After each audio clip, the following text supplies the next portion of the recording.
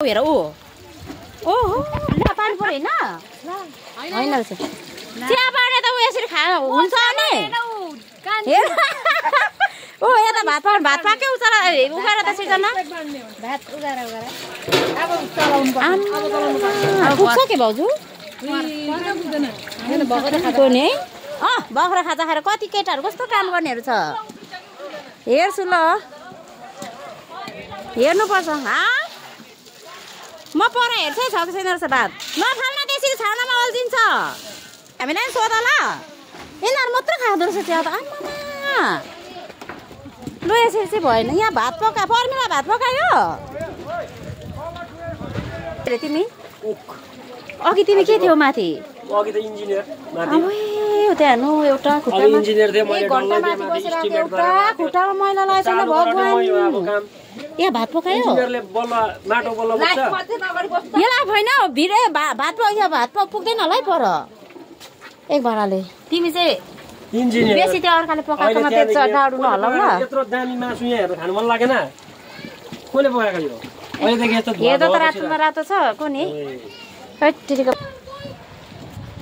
ए दाजु नखानु है धेरै भाउजू जस्तै दाजु जस्तो लडिजाला नि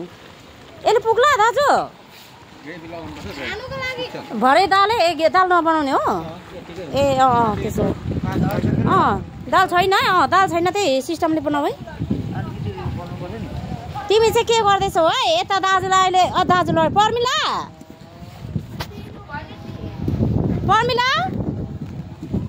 ए छ्यामा छोरी के गर्दैछौ के गरेको कसले ल भातले पुग्दैन होला पर एक भएर मात्रै रहेछ एक कुकर पनि पुग्दैन दुई कुकर त पकाउनै पर्छ पाके भात पर भात पाकेको माछा ठिकै भएछ भने माछा भाजी लाग्यो धन्न राखेको थियो रहेछ ल म गएको अब बत्तिस किन नबालेको नि के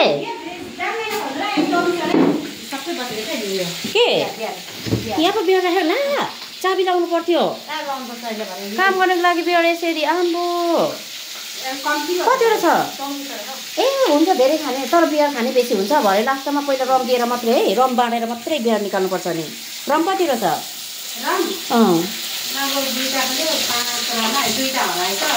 ला कसले लग्यो